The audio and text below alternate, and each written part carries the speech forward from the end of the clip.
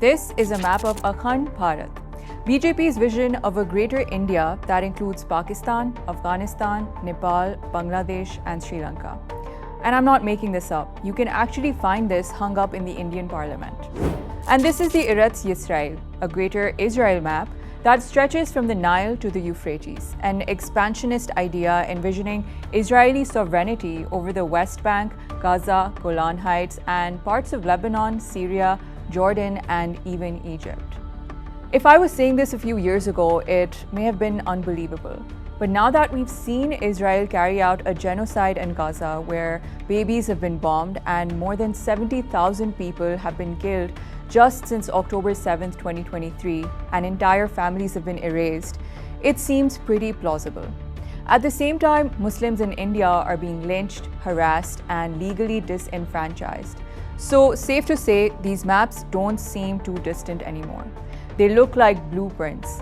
These are political visions actively embraced by ruling parties in two of the world's most militarized democracies, India and Israel. And behind these visions is a deep ideological and military partnership. Pakistan's opposition leader Bilawal Bhutto wasn't joking when he said, Mr. Modi is sort of the Timu version of Netanyahu. Okay? It's a poor copy.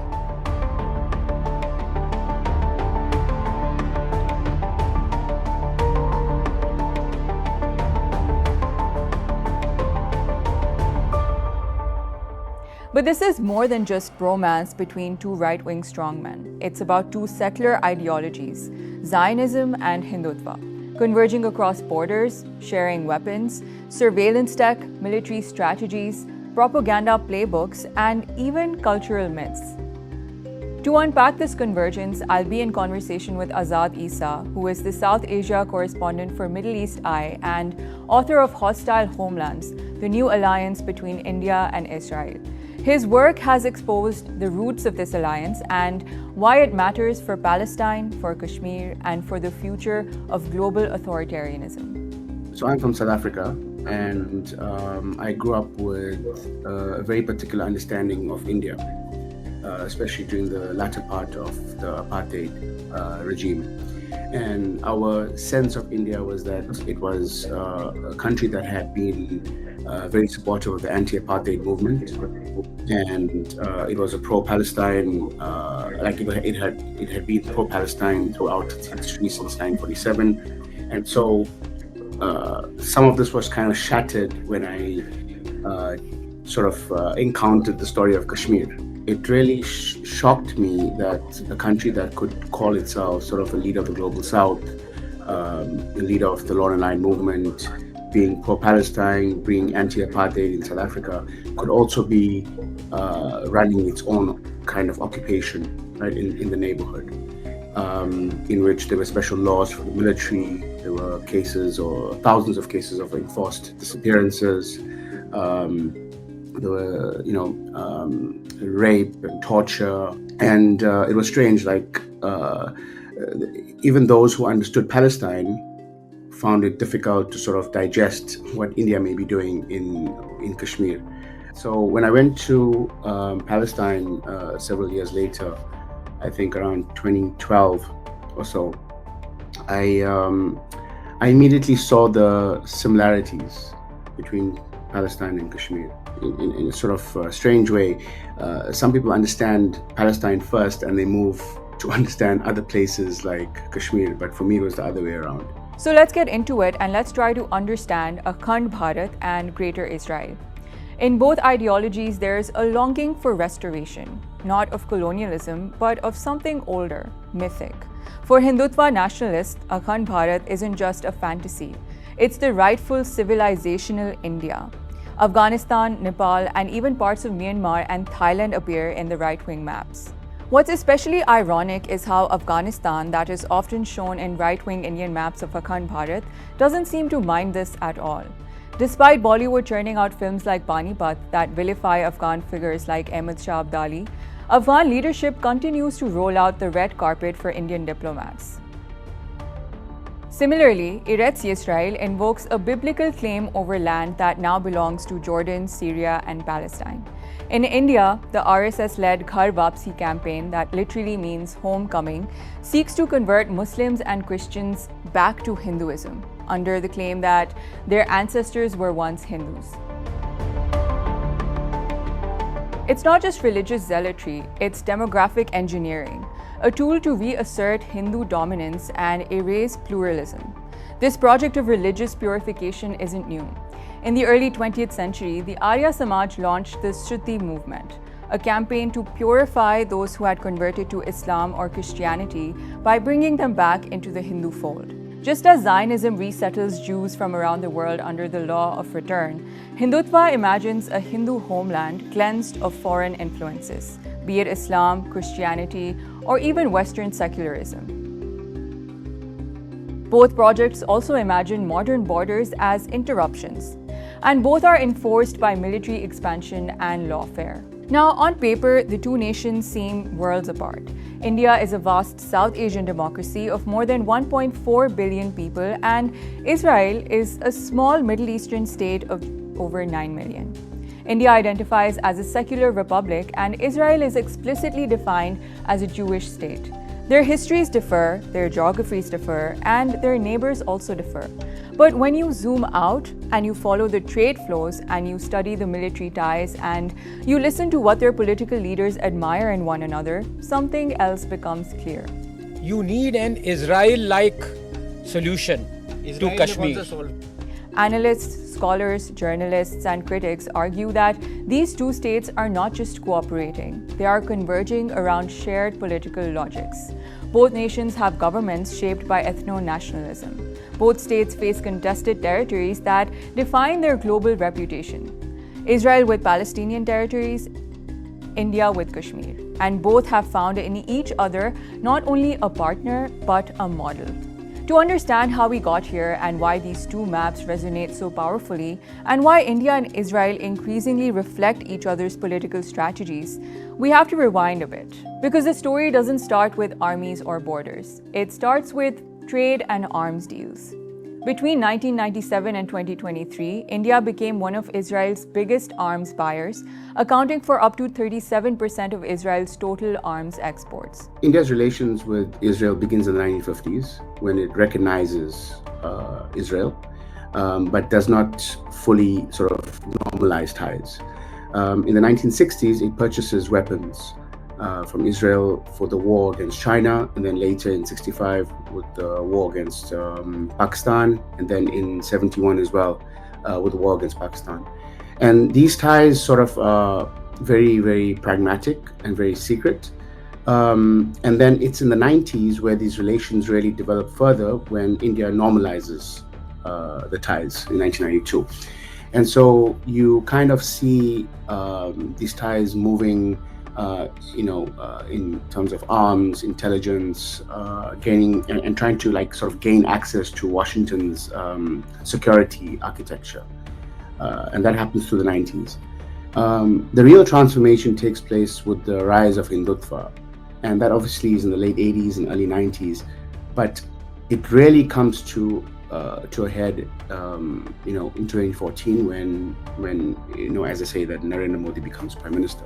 And Modi's India, sees in Israel not just a sort of supplier of drones and spyware, but kind of like a political template, a kind of majoritarian ethno-nationalist state with total control over the Muslim population. And this is the kind of model that Hindutva tries to, or aspires to replicate. So Israel isn't just a partner anymore. It's seen as a kind of blueprint. And so what begins as sort of backroom deals turns into a kind of civilizational alliance. And it's anchored in Islamophobia and militarized nationalism. And so India doesn't just buy Israeli weapons, or it didn't just buy the weapons. It bought a kind of worldview, an Israeli worldview, and it is actively trying to become a version of Israel. India buys everything: drones, radar systems, missiles, and crowd control tech. Israeli surveillance companies like Elbit and IAI, which is Israel Aerospace Industries, now work with India's DRDO, Bharat Electronics, and others. Here's something less talked about. India is also now exporting weapons to Israel. In June 2024, fragments of an Israeli rocket found in Gaza bore the words "Made in India." Now, this partnership isn't just state to state, it's state to corporate, and the names at the center are Adani and Ambani. Adani ports now control Haifa's shipping port in Israel. This gives India and its industrial elites access to the Mediterranean and to a key node in Israel's logistics network. Ambani's Reliance Group is knee-deep in Israel's digital and security infrastructure. You know how whenever India takes a confrontational stance against Pakistan, whether it's military escalation or surgical strikes or even diplomatic jabs, Israelis are often the first to signal support. The solidarity isn't just strategic, it's ideological. What binds these two governments is not just trade or technology, but a shared hostility towards Muslims who are cast as the eternal other in both Hindutva and Zionist narratives. But what do Hindutva and Zionism actually share? First, the belief in an ethno-religious homeland. For Zionism, it's a Jewish state, and for Hindutva, it's a Hindu Rashtra. Both reject secular pluralism, and both are obsessed with mythical history. Sarvarkar, the founder of Hindutva, defined Indians by blood. A Hindu is one who regards this land from the Indus to the seas as both fatherland and holy land. This excluded Muslims and Christians, whose holy sites lie outside India. Sarvarkar also openly praised Hitler's racial policies. He argued that India should be for Hindus only. The RSS, which now functions as the ideological backbone of Modi's BJP, idealized fascist Europe in the 1930s and 40s. They also hated Gandhi. In 1948, Nathuram Godse, an RSS affiliate, assassinated him for being too conciliatory to Muslims. Zionism, especially in its contemporary form, promotes a similar ethno-nationalist narrative, a homeland for one people defined by faith and race. But here's the contradiction. These Hindu nationalists admired the very regimes that sought to exterminate Jews. Yet today, they partner with Israel, the Jewish state born in response to that genocide. On the surface, it is an irony that, there's an overlap, right? Between the fascists of Europe and the Zionist fascists, and there's the Hindutva sort of movement and the fascism associated with Hindutva. That's on the surface. But when you dig a little deeper, it's actually about the methodology that's very, very much the same. Hindutva and Zionism, they share deep roots. They both emerge around the same time and define the homeland as a kind of belonging to a dominant majoritarian or a dominant religious majority, right? Hindus in India, Jews in Israel. And it makes sort of citizenship, conditional, right, on subservience. And both weaponize historical trauma, anti-Semitism in Europe, and colonial rule and partition in South Asia to kind of justify this majoritarian dominance today. And we have to look back to the 30s or 20s and the 30s because Hindu nationalists were inspired by the European fascists and RSS members, which is like the Hindu right-wing paramilitary organization. They traveled to Mussolini's Italy to study discipline and to study mass mobilization, which goes back to my point about the methodology, right? And right-wing Hindu newspapers actually praised that fascism as a kind of model to kind of get India back on track to become the country that it's supposed to be, right? And even the RSS uniform, the khaki shorts and the long socks, is borrowed from 1930s Europe. And simultaneously, Hindu nationalists identified with Zionism. And so they saw the Jewish problem in Europe as sort of like the Muslim problem in South Asia. And when they looked at the Zionists in Palestine, they kind of admired how the Zionists treated the Muslims, writ large. Of course, it's not just Muslims in Palestine, it's also Christians as well, right? But looked at the Muslim issue and how Zionists were treating and dealing with the Muslim issue as a way to also kind of emulate, or a method to emulate in South Asia. And so Hindu nationalists identified with Zionism despite fascism persecuting Jews, right? And they admired Zionism, or Zionism's goal of an exclusive homeland built by redefining the citizenship against a kind of internal enemy. And in many ways, Islamophobia is kind of the glue, is sort of the glue in this relationship, because Edward Said writes that like Israel was sort of created to keep or to hold Islam at bay. Now let's talk about occupation. Kashmir and Palestine aren't identical, but they're frighteningly similar. Both are Muslim-majority regions under military rule, governed by settler regimes seeking demographic control. Both are subject to curfews, checkpoints, and mass surveillance. India has deployed around 700,000 troops in Kashmir.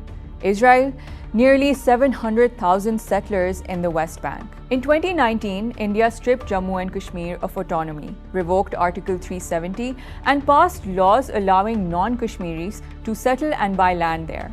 It's a textbook move. In Israel, similar laws and land grabs define the West Bank occupation. The modern Israeli state defines itself as the nation-state of the Jewish people, not of all its citizens. This has legal consequences. Under the 2018 nation-state law, only Jews have the right to self-determination in Israel, while Arabic was demoted from an official language to a special status. Edward Said warned that Zionism and Hindutva share a dangerous impulse to rewrite history, erase pluralism, and impose majoritarian rule through force. Indian police train in Israel. Israeli drones patrol the line of control in Kashmir. The tactic is simple: tested in Palestine, deployed in Kashmir. Both Kashmir and Palestine are kind of governed through similar forms of domination, similar forms of like systems of domination. The law behaves as occupation, right? So you have the Israeli military law in the West Bank and in Gaza. Then you have in Kashmir, you have ASPA, which is the Armed Forces Special Powers Act, or the Public Safety Act, which allows sort of administrative detention for like months and years on end. And you have special laws given to the military in which they can shoot or kill or detain or torture anyone based on the fact that Kashmir is a disturbed sort of zone, right? So that's a kind of occupation. The occupation is also bureaucratic, slow, deliberate, and legalistic. India passed the Citizenship Amendment Act, offering fast-track citizenship to non-Muslims from neighbouring countries. Meanwhile, the NRC process threatens to render Muslims stateless, as seen in Assam. In Kashmir, the government redefined domicile to allow outsiders to buy land and compete for government jobs. Kashmiris see this as demographic engineering, the slow erasure of their identity. In Palestine, you have the rise of settlements that have been going on for decades. And in Kashmir, now through the revocation of Article 370, you have domicile rule changes in which people become residents. People come from India and they become residents, and meaning that they sort of help the state change the demographic nature of Kashmir. And so if you change the demographic nature of Kashmir, then it means that one day if you have a referendum or you have a vote, then suddenly there's no problem because you have Indians basically saying that, we belong here and everything's fine. Then you have the other kind of dominating factor or the system of domination, which is surveillance, right? You have drones, you have spyware, you have biometric tracking, you have checkpoints, you can't move. And now, whereas with Palestinians, you can't leave Palestine, you can't move from one part of, you can't move from Gaza to the West Bank or vice versa. In Kashmir, traditionally you are able to move to India, you're able to travel around, but you can't go to the other side of Kashmir, right? You can't go to the one held by Pakistan, for instance. And today, if you show any kind of dissent, or if you engage in any kind of serious journalism, they remove your passport, so that even then you can't even leave Kashmir, you can't travel out. So it's kind of that kind of punishment that takes place. And the this quashing of journalism and civil society is almost complete in Kashmir. It's quite absurd, the levels of surveillance that are taking place there. Then the last thing, you could say it's sort of the narrative war, where everything is recast as terrorism. And so if you do any kind of, or engage in any kind of resistance, then you're a terrorist. And and now they are using another thing called white collar terrorists. So, and that's a way of kind of criminalizing even writing or scholarship, to suggest that these are kind of educated terrorists. These are people working on a different level of terrorism, right? That kind of is a project to kind of completely disable any kind of dissent. In Israel, the 2018 nation-state law enshrined Jewish primacy, denying Palestinian citizens equal status. The comparison is clear. Both nations are building legal frameworks to ensure permanent majoritarian rule. Meanwhile, RSS-affiliated school boards rewrite history books, and they glorify Hindu kings and erase Muslim contributions. India and Israel call themselves democracies, but both now function as ethno-nationalist states using law, surveillance, and propaganda to crush dissent. They arm each other, they train each other's forces, they share spy tech, share stories, and sell each other not just weapons but ideologies. Internationally, the world just watches and often applauds. India is a huge market. Israel is a powerful military innovator. Human rights for most governments are secondary to trade and strategy. Palestinians and Kashmiris both chant, "We are not numbers, we are not invisible." But for now, their stories are buried under smart fences, surveillance drones, and cinematic lies.